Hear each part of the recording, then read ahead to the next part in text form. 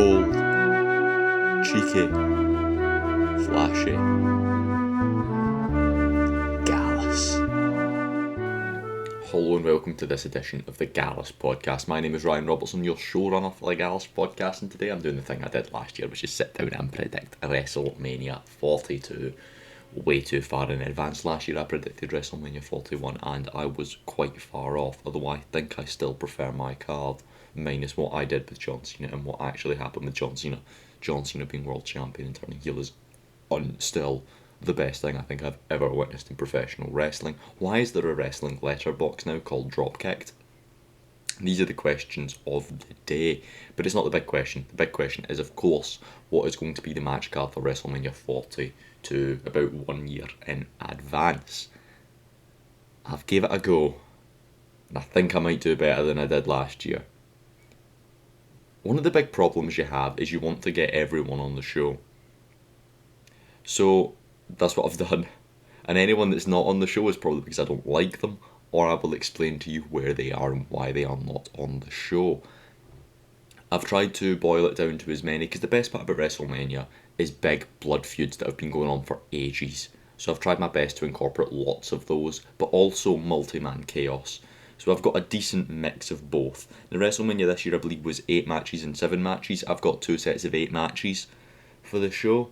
And without further ado, let's get into it. WrestleMania 42 from New Orleans. Night 1 will be opened by Bianca Belair. Heel Bianca Belair, your reigning and defending WWE Women's World Champion, defending that championship against the Elimination Chamber winner, Rhea Bloody Ripley.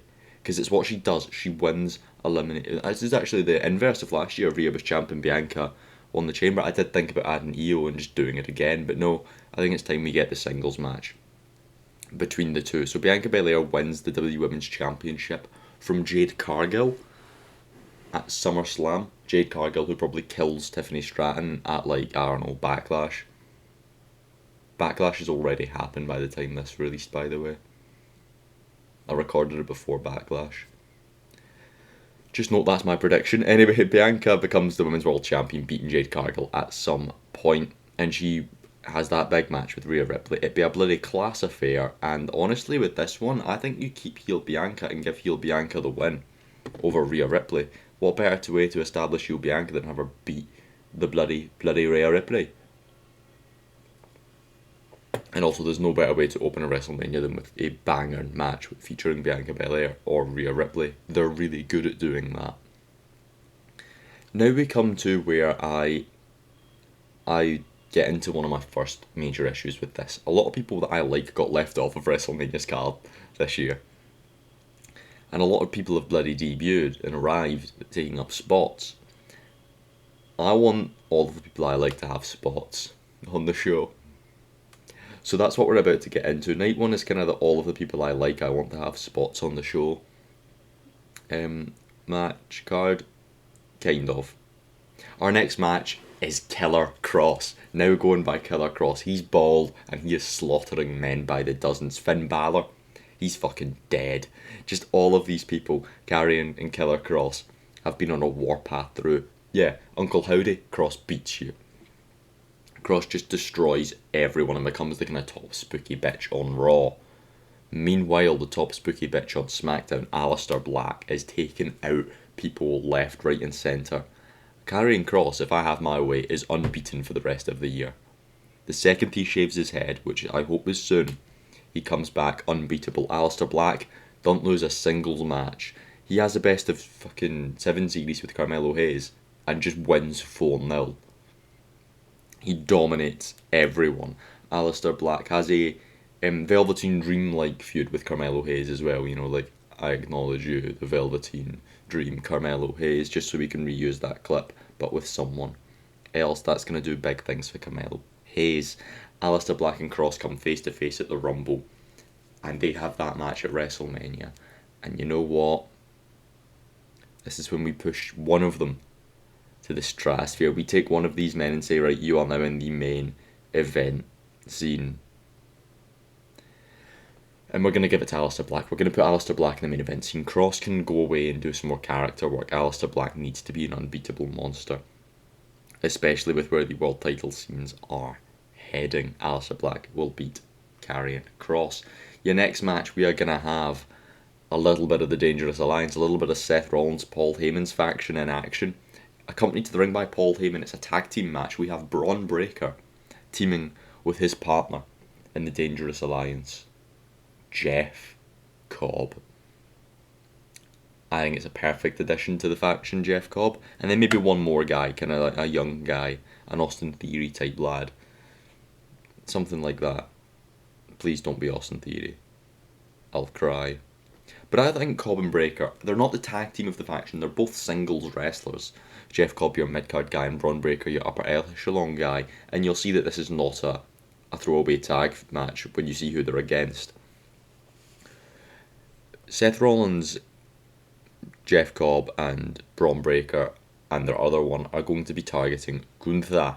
Basically to try and keep him away from the World Championship. They're going to cost him the Rumble. Breaker basically is going to sacrifice himself at the Rumble to eliminate Gunther.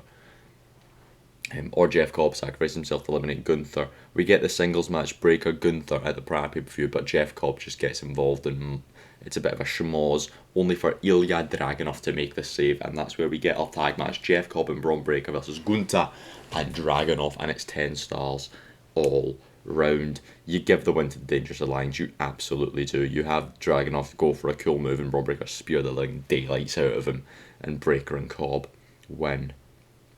The fourth match I could not give less of a shit about. But I've booked it so it can be over. We've got Dominic Mysterio versus Rey Mysterio. I don't care. I've never liked Dom, I've never particularly liked Rey. Just do the match so I don't have to think about it for next year's predicting WrestleMania 43 way tour far in advance. Your next match for the Women's Intercontinental Championship. Your Women's IC Champion is, I'm pretty confident in saying, still Becky Lynch. She's going to go on a year-long reign. Maybe she drops it to Bayley and wins it back. Not too important because she's going to come face-to-face with at WrestleMania Tiffany Stratton, who is going to do what she does, and that is beat horsewomen at WrestleMania, as Tiffany Stratton is going to take the Women's IC Championship from Becky Lynch. You play into the NXT history here, and you just let them have an absolute banging women's match on WrestleMania that'll go down in history, because these two women deserve to be a match that's happened at WrestleMania, if you guess what I mean. And now for the match, which is the everybody on the card affair. 7 men. Scramble match. Okay? So not even a ladder match, just a 7-man scramble for the United States Championship. We have they so should have done this with the IC this year, but still, we have your reigning defending United States Champion, Damian Priest, defending his championship against his former arch nemesis, AJ Styles, defending against his former arch nemesis, Logan Paul, defending against Alexander Rusev, who's been doing more storyline based stuff than Unbeatable Monster stuff, Redeemer and all that, but he wants his US title back. Defending against Chad Gable, Chad Gable, who is no longer El Grande Americano and is just American made, hoping to get his hands on the American Championship because the IC and US swap in the draft. Good note there. They defend against Big Bad Bronson Reed, and they defend against the winner of this match, bouncing off of his amazing storyline with Aleister Black, Carmelo Hayes. He's going to pin Logan Paul, please and thank you. Hayes is going to just kind of sneak in and steal the title at an inopportune moment. Everyone thinks it's Priest, Rusev or Bronson's to win, but nah. Hayes just kind of gets in, steals the win, pinning Logan Paul, and becomes your US champion. And he then goes on an open challenge, kind of workhorse reign as champ. I think it's what he needs. Number 7, talking about long stories. We've got on this card long stories that I think are solid, as Bianca Ripley, Aleister Black Cross, Dominic Mysterio and Rey, Lynch and Stratton, and now we have Solo Sikoa, Jacob Fatu. Solo's first WrestleMania match. Jacob is going to remain unbeaten at WrestleMania when he beats Solo Sikoa. And I say we give Jacob Fatu an unbeaten streak at WrestleMania. Why not? Let's just keep giving the boy wins. Your evening's main event of the World Heavyweight Championship. Damn fucking right, it's about time the World Heavyweight Championship main event's WrestleMania. Seth Rollins, the reigning defending champion. He has been since he destroyed Jey Uso ASAP from right now. I mean, realistically, probably SummerSlam. Does battle with the Rumble winner in Saudi Arabia, Roman Reigns. No bullshit. I mean, yes, bullshit. But it is the singles match between the two. Seth has been champion for so long. Roman hasn't been champion since losing to Cody Rhodes 2 years prior. He's in the main event. We're just missing CM Punk from last year's main event. And they have what they do best, which is killer storyline and feuds. And Roman in this can fight Cobb. He can have a face-off with Breakker. We'll get to that match. Seth versus Roman. Main event, WrestleMania. Because I imagine SummerSlam are getting the tag Seth and Breakker versus Roman and Punk. And then Roman and Punk will probably feud with each other into Survivor Series. Sounds right in my head, that, doesn't it? Yeah, this match is going to be won by Roman Reigns, though, who's going to become World Heavyweight Champion and add some prestige to that championship, and then just go on a monster run, probably losing to Braun Breaker relatively shortly after winning the title, I would argue, because Breaker and Seth will probably split. Yeah, Roman's taking the world title to end night 1 of WrestleMania 42, being predicted way too far in advance, but what's happening on night 2 in New Orleans? I'm going to get into my absent names here because they will be relevant to what's going on. Before night 2, it will be the obligatory, are you ready?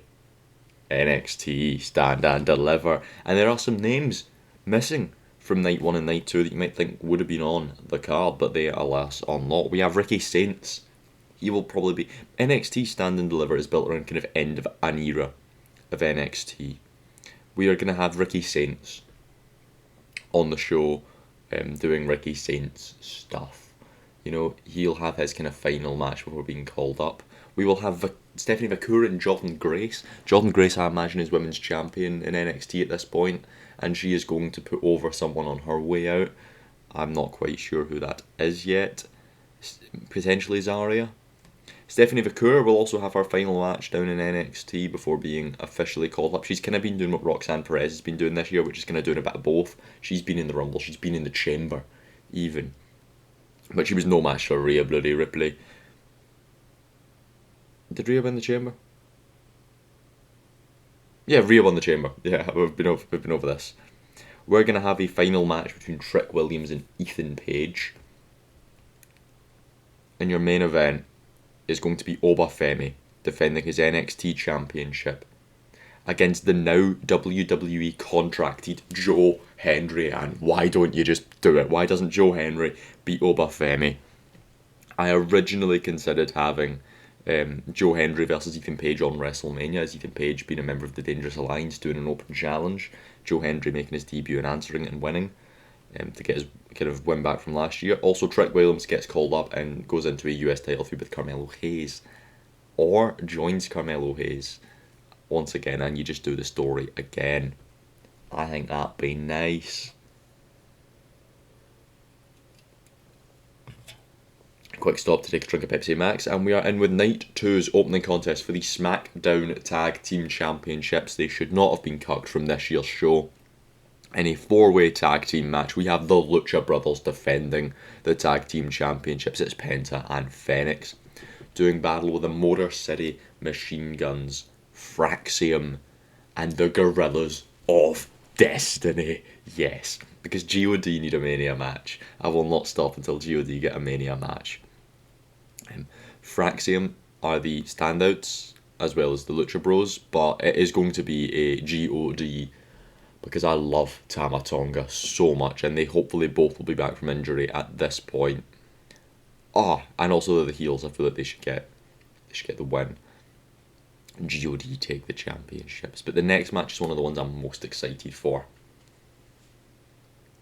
In a blood feud, the definition of a blood feud. Sheamus versus Drew McIntyre. With a few asterisks in the story. This is Sheamus's final match if he loses. Sheamus's career is on the line. With again the asterisks. He's fighting Drew McIntyre for the Intercontinental Championship. Yep, I know everyone saw it coming. Sheamus fighting for the IC title. Yep, nice, cool. He'll never win it, lol. But that's the point of this match. Is his career might be over. He's fighting his best friend, Drew McIntyre, at WrestleMania, 1-on-1. They're going to have a banger. He's fighting with his career on the line. He's getting on, and it's for the IC title, a championship of which he has never held, and he needs to hold. Now, Drew isn't even the IC champion when this feud kicks off. Drew goes out of his way to shitbag and get the IC championship, and he makes sure to ruin someone's WrestleMania moment along the way. Could be quite a funny bit, where he's just like, nah, I'm taking this, man, you're not on the card. I really wanted it to be Dom, but probably Finn Balor. Yeah, when Balor beats Dom eventually, Drew's just going to school Balor. Nah, fuck off, Finn. I'm taking this. I'm the IC champ now. Me, Sheamus. Sheamus, you want this, you got to beat me. And you know what? I'd have Sheamus win. And I'd have him end his career at SummerSlam. Losing to... Oh, there's something really joyous about saying Chad Gable. But it will never be Chad Gable, will it? Cross. Anyway, yeah, Drew Sheamus. It would be Ryan's match of the weekend so far, in terms of in-ring. In terms of story, it's definitely Seth Roman, and in-ring, probably Seth Roman, but I would just be like, yeah, but I like this one. Your third match, no real stuff around it. Charlotte Flair, Jade Cargill, because they probably will do that match, and it's probably the one I'm most confident in. They're destined to do it, and Charlotte's going to win, lol. Fuck you, Jade. You've had your title reign. Charlotte lost at Mania last year. She's not losing 2 years in a row. Another blood feud. We have heel Sami Zayn versus babyface Jey Uso. So Jey Uso versus Zayn will probably happen for the title at the show between Backlash and probably in Saudi Arabia, actually. And Zayn, we're going to get like heel tendencies from Zayn during that match, but he's not going to fully turn heel until he eventually does fully turn heel late this year. He and Jey Uso will have a blood feud right the way through from the winter through to Mania, and I say we give heel Sami Zayn a big win. Yeah, that's what he needs. Your fifth match on the card, triple threat for the United States Women's Championship. Defending United States Women's Champion Alexa Bliss, who's not done any spooky bollocks. She's just Alexa Bliss, please. And she's fighting Liv Morgan because they've set up a feud this year and didn't do anything with it.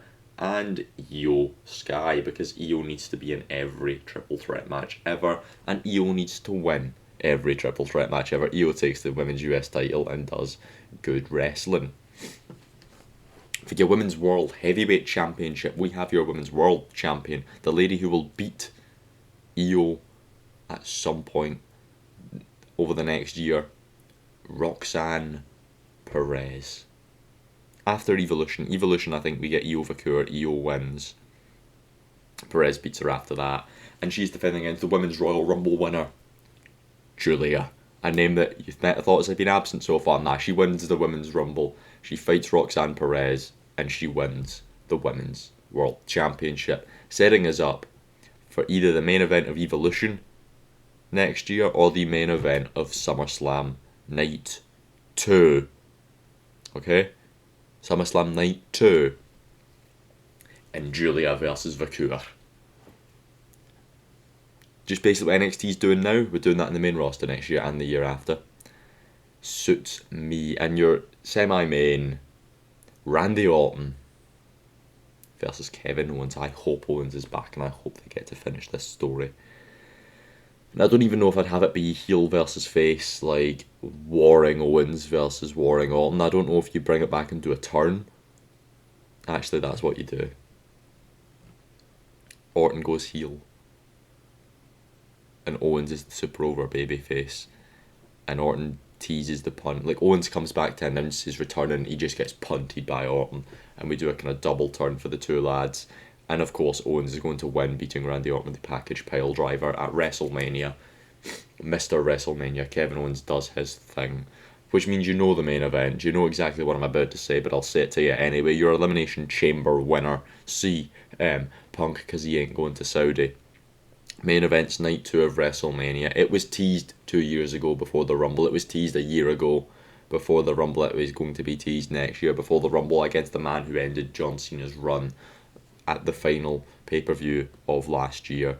It is Cody Rhodes, and we have heel Cody Rhodes versus CM Punk, because The Rock is going to come back in the interim for WrestleMania next year. Do you know what he's going to do? He's going to get Cody to sell his soul, and he's going to go out of his way to try and ensure that CM Punk cannot main event WrestleMania. CM Punk, you are not allowed in the Royal Rumble just to write him off. CM Punk, if you want to enter the Elimination Chamber, you're going to have to win a gauntlet. He wins a gauntlet. Oh no. Dear God, Cody is corporate champion, because at this point, I think we're ready. We've got Uber baby faces to kind of cover for him. We can move Cody to a heel. Yes, please. And in the main event, you have Punk win, don't you? You have Punk win. Is it a title heavy show? No, Bianca retains. We've got 1 title change, 2 title changes, 3 title changes, 4 title changes, 5 title changes, 6 title changes, 7 title changes, 8. We've got 8 title changes and 9 title matches. Fuck it, it's WrestleMania. And that's why I would book WrestleMania 42 way too far in advance. I can't wait to see how I got on next year. I reckon I have a chance of getting 1, 2, 3, 4, 5, 6, 7. 7 out of 16. But hey, WrestleMania 42, Triple H, do it better, because I fucking love my card.